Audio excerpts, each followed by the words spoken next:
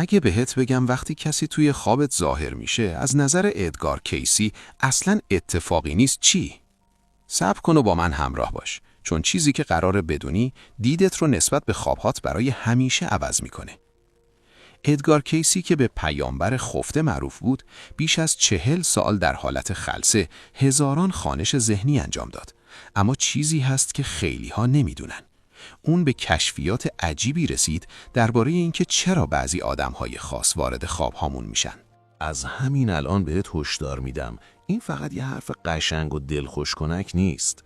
موضوع ارتباطای پنهانی بین روح هاست. ارتباطایی که علم تازه داره کم کم بهشون نزدیک میشه. از نگاه ادگار کیسی وقتی کسی وارد خوابتون میشه، ذهن ناخودآگاهت فقط مشغول پخش تصاویر تصادفی نیست. نه، اتفاقی خیلی عمیق‌تر از این در جریانه. کیسی میگفت خوابها جایی هستند که ذهن خودآگاه و ذهن برتر به هم میرسن. دنیایی که توش زمان، مکان و محدودیت‌های فیزیکی از بین میرن. حالا که صحبت از آدمایی شد که وارد خوابهامون میشن، بذار یه سوال ازت بپرسم. تا حالا شده از خوابی بیدار بشی که یکی توش بوده و حس کنی واقعاً کنارت حضور داشته؟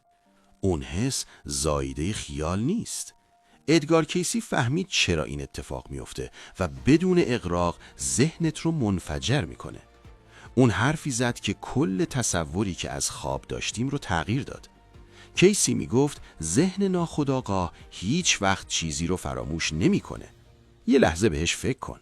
هر آدمی که وارد زندگیت شده، هر احساسی که تجربه کردی، هر ارتباطی که شکل گرفته، همه جایی ذخیره شده.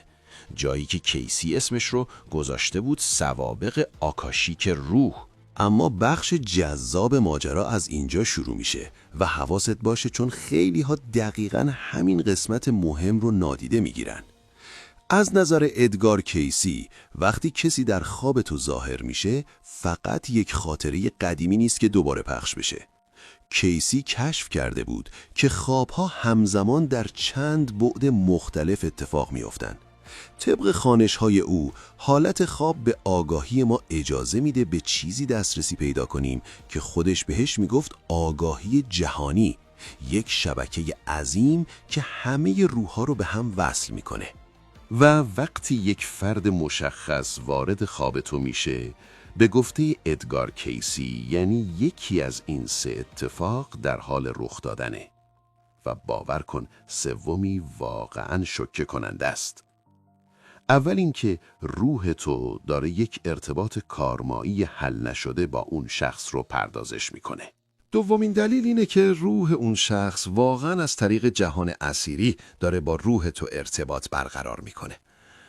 اما دلیل سوم اینجاست که کشفیات ادگار کیسی واقعا عمیق و تکان دهنده میشن، طوری که ممکنه همه تصورت رو از واقعیت زیر سوال ببره. ادگار کیسی به این نتیجه رسید که بعضی از آدم‌هایی که در خواب‌هامون می‌بینیم در واقع تصویرهایی از ملاقات‌های آینده روحی ما هستند. آدم‌هایی که هنوز توی این زندگی ندیدیمشون، اما سرنوشت قرار ما رو به هم برسونه. میدونم این حرف عجیب به نظر میرسه، ولی با من بمون، چون شواهدی که کیسی از هزاران مورد ثبت شده ارائه داده واقعاً آدم رو مبهوت میکنه. سوال اصلی اینه، آیا آماده‌ای بفهمی خوابات واقعاً چی دارن بهت میگن؟ و حالا برسیم به نکته‌ای که ادگار کیسی کشف کرد و بیشتر متخصصان خواب کاملاً از کنارش رد میشن. وقتی اینو بفهمی دیگه هیچ وقت مثل قبل به خوابات نگاه نمی کنی. کیسی می گفت ذهن خودآگاه مثل یه جزیره کوچیکه که روی یه اقیانوس بی‌نهایت شناوره و اون اقیانوس ذهن ناخودآگاه توه. اما برخلاف چیزی که روانشناسی مدرن میگه، این اقیانوس ناخودآگاه فقط شخصی نیست. ادگار کیسی معتقد بود این اقیانوس به تمام روح‌هایی که تا به حال وجود داشتن متصله. به گفته او وقتی کسی وارد خواب تو میشه، ناخودآگاهت مثل یک گیرنده بسیار پیشرفته عمل میکنه. گیرنده‌ای که فرکانس‌های روحی رو دریافت میکنه، چیزهایی که ذهن بیدار قادر به درکشون نیست. تصورش کن، مثل یه رادیوی کیهانی که روی ایستگاه‌های خاصی تنظیم میشه. اما حالا برسیم به بخشی از ماجرا که واقعاً مو به تنت سیخ میکنه. ادگار کیسی فاش کرد که ما به صورت تصادفی با هر روحی هماهنگ نمیشیم. به گفته او، آدم‌هایی که وارد خوابهات میشن، روح‌هایی هستند که باهاشون چیزی به نام الگوهای حافظه روح مشترک داری. اینها ارتباطهای کارمایی عمیقی هستند که فقط به این زندگی محدود نمیشن. شاید در مصر باستان عاشق هم بودید. شاید در اروپای قرون وسطا خواهر و برادر بودید. شاید در آتلانتیس استاد و شاگرد هم بودید. بله، ادگار کیسی درباره آتلانتیس خیلی زیاد صحبت کرده. اما صبر کن، داستان هنوز تموم نشده. چیزی که الان میخوام بگم ممکنه غیر قابل باور به نظر برسه، ولی وقتی بدونی دقت پیشبینی‌ها و خوانش‌های ثبت شده کیسی بیش از 85% بوده، دیگه نمیشه به راحتی از کنارش گذشت. کیسی به این نتیجه رسیده بود که ذهن ناخودآگاه فقط خاطرات این زندگی رو ذخیره نمی‌کنه، بلکه رد پای احساسی تمام زندگی‌های قبلی رو هم با خودش حمل می‌کنه. از نظر ادگار کیسی، وقتی کسی وارد خواب تو میشه، اغلب به این دلیله که روحت اون شخص رو از تناسخ‌های قبلی میشناسه. ممکنه ذهن منطقیت بگه چرا باید خواب معلم کلاس سومم رو ببینم؟ اما روح تو حقیقت عمیق‌تری رو میدونه. طبق گفته ادگار کیسی، همون معلم کلاس سوم شاید در یک زندگی گذشته پدر یا مادرت بوده، یا همسرت، یا حتی فرزندت. نقش‌ها عوض میشن، اما پیوند روحی در گذر زندگی‌ها ثابت میمونه. کم کم متوجه میشی چرا بعضی آدم‌ها از همون لحظه اول که میبینیشون برات آشنا به نظر میان. ادگار کیسی 10 ها قبل از اینکه کسی حتی چنین سوالایی بپرسه جوابشون رو پیدا کرده بود. او به کشفی رسید که فیزیک کوانتومی تازه امروز داره نشونه‌هاش رو تایید میکنه. کشفی که میتونه درک ما از ارتباطهای انسانی رو کاملاً متحول کنه. اما قبل از اینکه این کشف رو برات بگم، بذار اتفاقی رو تعریف کنم که برای هزاران نفر از مراجعه کننده های کیسی رخ داده. ببین برات آشناست یا نه؟ خواب کسی رو میبینی که سال هاست باش حرف نزدی. خوابت اونقدر زنده و واقعیه که حس میکنی از خود واقعیت هم واقعی تره. بعد فقط طی 24 تا 48 ساعت همون شخص بی هیچ دلیلی باهات تماس میگیره. تصادفه؟ ادگار کیسی میگفت قطعاً نه. از نگاه او، چیزی که بیشتر مردم اسمش رو تصادف میذارند، در واقع نشونه ای از پدیده‌ایه که خودش بهش میگفت تلپاتی روحی. کیسی باور داشت وقتی دو روح پیوند کارمایی قوی دارند، فارغ از فاصله مکانی یا گذر زمان، از نظر انرژی به هم متصل میمونند. او این ارتباط رو مثل رشته‌های نامرئی از نور توصیف میکرد. رشته‌هایی که قلب رو به قلب و روح رو به روح وصل میکنند. اما اینجاست که کشفیات ادگار کیسی واقعاً شگفت‌انگیز میشن و لازمه با دقت گوش بدی، چون ممکنه جواب خیلی از اتفاقهای زندگی خودت دقیقاً همین جا پنهان شده باشه. ادگار کیسی می گفت هنگام خواب روح ما به بدن فیزیکی محدود نمیمونه. او باور داشت روح سفر میکنه، با روح‌های دیگه ملاقات میکنه و در سطحی که اسمش رو سطح روح گذاشته بود ارتباط برقرار میکنه. از نظر ادگار کیسی، وقتی خواب کسی رو میبینی ممکنه روح تو واقعاً در یک بعد بالاتر با روح اون شخص ملاقات کرده باشه. یه لحظه بهش فکر کن. اون گفتگوی فوق‌العاده واقعی که توی خواب با پارتنر سابقت داشتی، شاید در حقیقت مکالمه دو روح بوده، در حالی که بدنهای فیزیکیتون هر دو در خواب بودن. این فقط یک استعاره یا تشبیه شاعرانه نبود. کیسی بر اساس هزاران خوانش ذهنی این موضوع رو یک واقعیت واقعی میدونست. او همچنین کشف کرده بود که ارتباطهای احساسی عمیق چیزی به نام ریسمانهای روانی بین آدمها ایجاد میکنن. این ریسمانها فقط به این خاطر که یک رابطه تموم شده یا آدمها از هم دور شدن از بین نمیرن. اونها زنده میمونن، با انرژی میتپن و افکار و احساسات رو بین دو نفر رد و بدل میکنن. اما صبر کن. چیزی که ادگار کیسی بعداً کشف کرد حتی از این هم عمیق‌تره. کشفی که قرار تمام باورهای تو درباره اختیار و سرنوشت رو به چالش بکشه. ادگار کیسی میگفت گاهی وقتی کسی وارد خواب تو میشه به این دلیله که خود برترت برای یک ملاقات روحی فراخونده شده.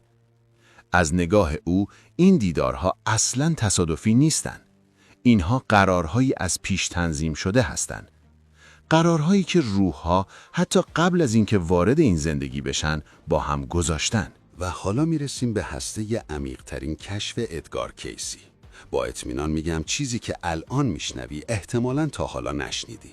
فقط بدون وقتی اینو درک کنی ممکنه نگاهت به کل زندگی عوض بشه. ادگار کیسی میگفت روح هیچ وقت چیزی رو ناتمام رها نمیکنه. هیچ وقت. طبق هزاران خوانش ثبت شده او وقتی یک نفر بارها و بارها وارد خواب تو میشه به این خاطره که بین شما چیزی وجود داره که خودش اسمش رو گذاشته بود بدهی روحی. اما اینجاست که خیلی ها اشتباه میکنن، چون بدهی روحی همیشه اون چیزی نیست که فکر میکنیم. ممکنه تصور کنی چون هنوز از نظر احساسی دلت برای پارتنر سابق تنگ شده خوابش رو میبینی. اما کیسی کشف کرده بود که روح در لایه‌های خیلی عمیق‌تر عمل میکنه. از نگاه ادگار کیسی، همون پارتنر سابق شاید نماد درسی درباره ارزشمندی خودت باشه. درسی که هنوز به طور کامل یاد نگرفتی. اون پدر یا مادر سختگیری که مدام توی خوابهات ظاهر میشه، ممکنه در حال آموزش بخشش باشه. نه فقط در این زندگی، بلکه در طول زندگی‌های مختلف. و دوستی که بهت خیانت کرده؟ ادگار کیسی میگفت روح‌ها از قبل توافق میکنن این نقش‌ها رو بازی کنن، فقط برای اینکه به رشد و تکامل هم کمک کنن. و حالا چیزی که واقعاً ذهنت رو منفجر میکنه. ادگار کیسی به این نتیجه رسیده بود که قبل از تولد روح ما سخت‌ترین و چالش برانگیزترین رابطه هایی رو که قراره در هر زندگی تجربه کنیم خودش انتخاب میکنه. در واقع این خود ما هستیم که آدم‌هایی رو انتخاب می‌کنیم که قراره به ما آسیب بزنن، ناامیدمون کنن و مجبورمون کنن رشد کنیم. از نگاه روح، ادگار کیسی میگفت قربانی وجود نداره، فقط داوطلب هست. اما صبر کن، داستان هنوز ادامه داره. چیزی که الان میخوام بگم توضیح میده چرا بعضی آدم‌ها هر چقدر هم رابطه‌شون سمی باشه نمیتونن رهاش کنن. ادگار کیسی فاش کرد که بعضی روح‌ها با چیزی به نام قراردادهای کارمایی به هم بسته شدن. این قراردادها فقط مربوط به یک زندگی نیستن. اونها در طول چندین زندگی ادامه پیدا میکنن و تا زمانی که هر دو روح درسی رو که قرار بوده با هم یاد بگیرن کامل نکنن، تموم نمیشن. به گفته ادگار کیسی به همین دلیله که ممکنه بدون هیچ دلیل منطقی جذب کسی بشی که به نفعت نیست، یا نتونی خاطره کسی رو که سالها از زندگیت رفته از ذهنت بیرون کنی. روح تو چیزی رو میدونه که ذهن آگاهت ازش بیخبره، اینکه این ارتباط هدفی والاتر داره. ادگار کیسی کشف کرده بود وقتی کسی بارها در خوابهات ظاهر میشه، خود برترت در واقع داره بهت پیام میده درباره یه چیزی که هنوز بین تو و اون روح نیاز به درمان، یادگیری یا کامل شدن داره. خواب شکنجه نیست، راهنماییه. و از نگاه ادگار کیسی سریع‌ترین راه برای اینکه دیگه خواب کسی رو نبینی اینه که درسی رو که روح اون شخص نمایندشه کامل کنی. گاهی اون درس بخششه، گاهی ابراز عشقیه که گفته نشده و گاهی فقط درک کردن هدف عمیق‌تریه که پشت این پیوند روحی پنهانه. اما اینجاست که کشفیات ادگار کیسی واقعاً ذهن رو به هم میریزه. لازمه این بخش رو با تمرکز کامل گوش بدی، چون فقط همین مفهوم میتونه نگاهت به رابطه ها و رشد فردی رو برای همیشه عوض کنه. ادگار کیسی به چیزی رسید که اسمش رو گذاشته بود اصل بازتاب روح. اصلی که توضیح میده چرا بعضی آدم‌ها بارها و بارها وارد خوابهات میشن، حتی وقتی فکر میکنی کاملا ازشون عبور کردی. از نگاه ادگار کیسی، هر آدمی که وارد زندگیت میشه، مخصوصاً اونهایی که در خوابهات ظاهر میشن، نماینده بخشی از روح خودته. و این فقط یک حرف معنوی سطحی نبود. کیسی این اصل رو با هزاران خوانش مربوط به زندگی‌های گذشته مستند کرده بود، جایی که پیوندهای پیچیده روحی بین آدم‌ها رو آشکار می‌کرد. به گفته ادگار کیسی، وقتی خواب کسی رو می‌بینی که باعث شده عمیقاً احساس عشق کنی، روح تو داره توانایی خودت برای دوست داشتن رو بهت نشون میده. توانایی که شاید در زندگی فعلیت به طور کامل بروز ندادی. و وقتی خواب کسی رو میبینی که عمیقاً آزارت داده، کیسی میگفت این یعنی روحت ازت میخواد اون بخش زخمی درونت رو درمان کنی. اما حالا بخش شوکه کننده ماجرا. و ادگار کیسی در این مورد کاملاً صریح بود. گاهی آدم‌هایی که در خواب‌هات ظاهر میشن اصلاً درباره خود اون افراد نیستن. روح اون افراد در واقع مثل یک آینه عمل میکنه و بخش‌هایی از خودت رو بهت نشون میده که نیاز به توجه دارن. ادگار کیسی میگفت خود برترت از چهره‌های آشنا در خواب استفاده میکنه، چون ذهن خودآگاهت به آدم‌هایی که میشناسه توجه میکنه، اما نمادهای انتزاعی یا چهره‌های ناشناس رو نادیده میگیره. این مثل راهی روحت برای جلب توجه توه. کیسی کشف کرده بود که اگر خواب کسی رو ببینی که اعتماد به نفس و موفقیت داره، روح تو داره تو رو تشویق میکنه که وارد قدرت خودت بشی. اگر خواب کسی رو ببینی که خلاق و آزاداندیشه است، کیسی میگفت روح تو داره تو رو فرا میخونه که خود واقعیت رو بروز بدی. به همین دلیله که ادگار کیسی همیشه توصیه میکرد نباید فقط از خودت بپرسی چرا خواب این شخص رو میبینم، بلکه بپرس چه ویژگی در این شخص وجود داره که من باید در خودم توسعه بدم. از نظر ادگار کیسی، وقتی درسی که یک شخص نمایندشو در خودت یک پارچه کنی، خوابها اغلب به طور طبیعی متوقف میشن. این توقف به این معنی نیست که اون شخص رو فراموش کردی، بلکه یعنی روح تو اون درس رو دریافت کرده و پردازش کرده. دلیلش اینه که تو در اون بخش از زندگیت به یک پارچگی میرسی. اما کشفیات ادگار کیسی درباره آدم‌هایی که به خوابهامون میان هنوز تموم نشده. چیزی که الان میخوام باهات در میون بذارم بعدی معنوی رو آشکار میکنه که بیشتر آدم‌ها اصلاً بهش توجه نمیکنن. در واقع این عمیق‌ترین کشف ادگار کیسی درباره دلیل حضور آدم‌ها در خواب‌های ماست. کشفی که میتونه مسیر معنوی زندگیت رو برای همیشه تغییر بده. ادگار کیسی به این نتیجه رسیده بود که ما فقط یک زندگی رو تجربه نمی‌کنیم. ما صدها، شاید هزاران بار تناسخ پیدا می‌کنیم و همه این زندگی‌ها با یک رشته ابدی روحی به هم وصل هستند. از نگاه کیسی، آدم‌هایی که بیشتر از همه در خواب‌هامون ظاهر میشن، اعضای گروه روحی ما هستند. همون مجموعه ثابت از روح‌ها که زندگی بعد از زندگی دوباره با هم متولد میشن. ادگار کیسی میگفت اعضای خانواده فعلیت، نزدیکترین دوستات، مهمترین روابط عاشقانت و حتی سختترین دشمنات احتمالاً روح‌هایی هستند که از مدت‌ها قبل میشناسی، از خیلی دور. نقش‌ها عوض میشن. مادری که الان کنارته شاید در یک زندگی گذشته فرزندت بوده.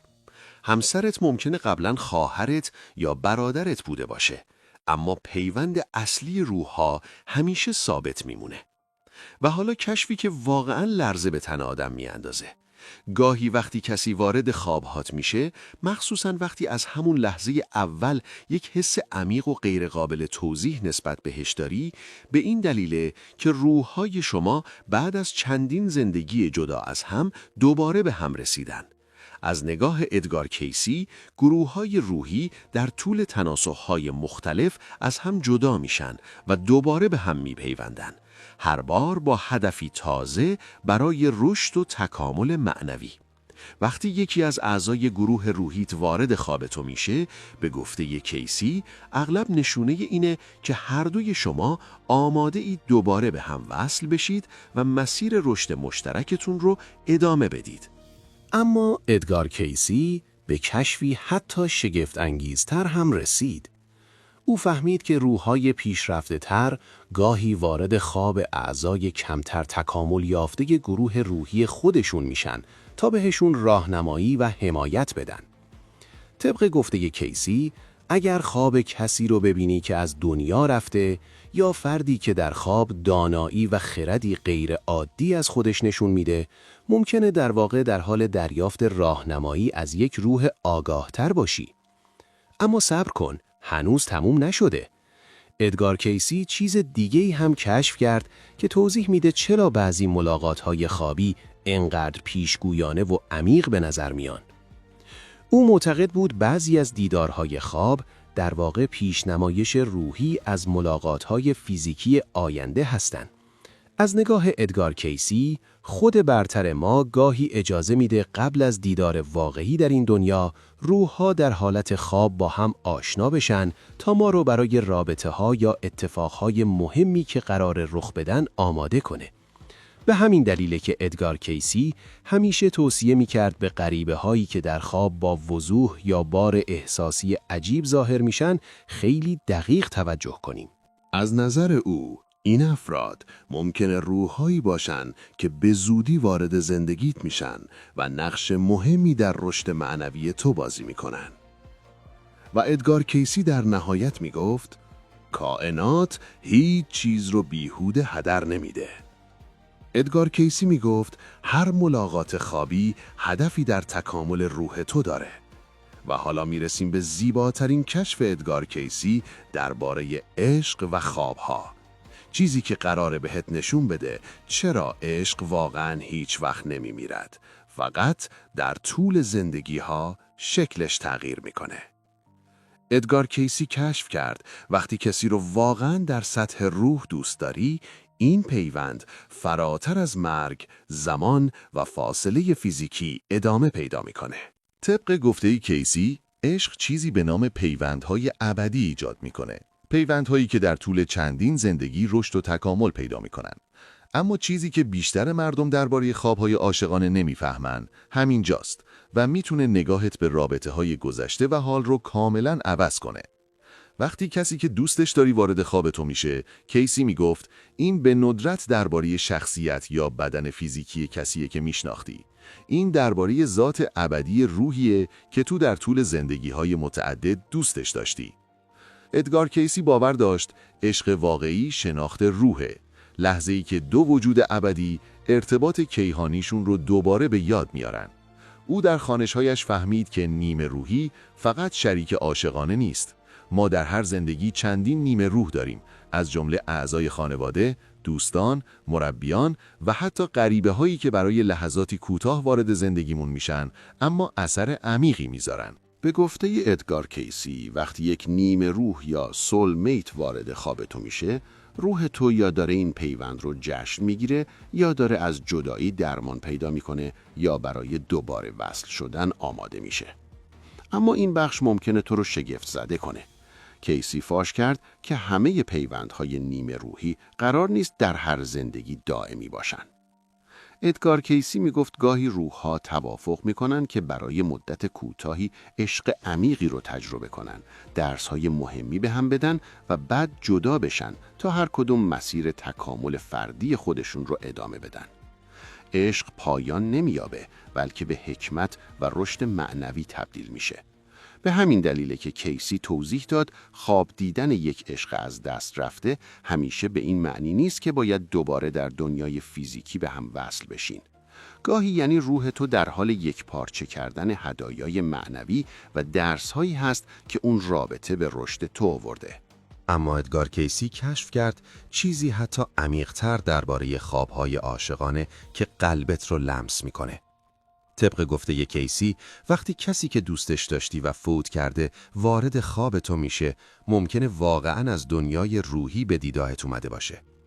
کیسی توضیح داد که عشق پل‌هایی بین ابعاد ایجاد میکنه و به روح‌ها اجازه میده حتی بعد از مرگ فیزیکی هم با هم در ارتباط باشن. ادگار کیسی میگفت کسانی که از دنیا رفته اند اغلب به خواب ما میان تا آرامش بدند، راهنمایی کنند یا فقط به ما نشون بدند که حالشون خوبه و عشق فراتر از زندگی فیزیکی ادامه داره.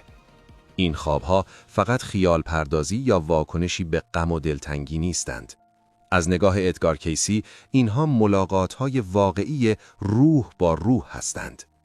اما زیباترین کشف ادگار کیسی درباره خوابهای عاشقانه دقیقاً همین جاست. او فهمید هر عملی از روی عشق واقعی، هر لحظه پیوند عمیق روحی و هر بار که صادقانه به کسی اهمیت میدی، نوری به چیزی اضافه میکنه که خودش اسمش رو گذاشته بود پرونده روح. این نور هیچ وقت کم نمیشه. فقط روشن‌تر و درخشان‌تر میشه و مثل یک فانوس روح‌های همفرکانس و عاشق رو در تمام زندگی‌ها به سمت تو جذب میکنه. طبق گفته ادگار کیسی، هر که بیشتر عشق بدی و دریافت کنی، روحت درخشان‌تر میشه. گروه روحیت بهت نزدیکتر میشن و ملاقات‌های زیباتر و عمیق‌تری در خواب‌هات شکل میگیره. اما ادگار کیسی درباره خوابها و دردهای احساسی هم به کشف بسیار مهمی رسید. کشفی که میتونه تو رو از سالها رنج آزاد کنه، هرچند بیشتر آدمها به سادگی از کنارش میگذرن. از نظر کیسی، وقتی کسی که بهت آسیب زده در خوابهات ظاهر میشه، خود برترت داره تو رو تنبیه نمیکنه، بلکه یک مسیر مستقیم برای درمان بهت نشون میده. او توضیح میداد که زخم‌های احساسی چیزی شبیه عفونت‌های روانی در کالبد روح ایجاد می‌کنن. درست مثل زخم‌های جسمی، اگه بهشون رسیدگی نشه، عمیق‌تر میشن و نه تنها روی این زندگی، بلکه حتی روی زندگی‌های بعدی هم اثر میذارن. خواب‌ها یک فضای امن در اختیار ما میذارن تا بدون روبرو شدن فیزیکی با طرف مقابل، این زخم‌ها و گره‌های روانی رو ببینیم و رهاشون کنیم. ادگار کیسی میگفت کلید این رهایی بخشش در خوابه. این به معنی توجیه رفتار آسیب زننده یا انکار درد نیست، بلکه یعنی در سطح روح درک کنیم که هر تجربه دردناک فرصتی برای رشد هر دو طرف بوده. از نگاه کیسی، کسی که به تو آسیب زده نقشی رو بازی کرده که روح تو از قبل با تجربهش موافقت کرده، همونطور که تو هم در داستان روح اون فرد نقشی داشتی. بخشش واقعی در حالت خواب میتونه اون عفونت روانی رو پاک کنه، بدهی‌های کارمایی رو ببنده و نذاره این درد به زندگی‌های بعدی منتقل بشه. اما بخشش اجباری کارساز نیست. درمان واقعی زمانی اتفاق میفته که هدف معنوی هر تجربه رو عمیقاً درک کنی. ادگار کیسی همچنین میگفت هر کسی که در خوابهات ظاهر میشه در واقع یک معلم معنویه. کسی که بهت کمک میکنه شفقت، خرد یا قدرت تشخیص رو در خودت پرورش بدی. وقتی درسی که روح دنبالش فهمیده میشه، نیاز به تکرار این خوابها به طور طبیعی از بین میره. و در نهایت کیسی تأکید میکرد خوابها پلی هستند برای به یاد آوردن ذات الهی خودت. تعداد و شدت افرادی که در خوابهات ظاهر میشن بازتابی از میزان بیداری معنوی توئه. روح‌های پیشرفته ممکنه خوابهای دیدار دوباره روح تجربه کنن، جایی که چند نفر مهم به طور همزمان ظاهر میشن که نشونه کامل شدن چرخه‌های کارماییه. راهنمایی کیسی برای مواجهه با خوابها دقیق و کاربردیه. خوابتو فوراً یادداشت کن. کسانی که ظاهر شدن احساسات و رفتارهاشون رو ثبت کن. از خودت بپرس این فرد چه ویژگی رو نمایندگی میکنه؟ چه کارهای عاطفی ناتمامی با اون دارم؟ کدام بخش از خودم رو داره بازتاب میده؟ مدیتیشن میتونه لایه‌های عمیق‌تر معنایی رو آشکار کنه.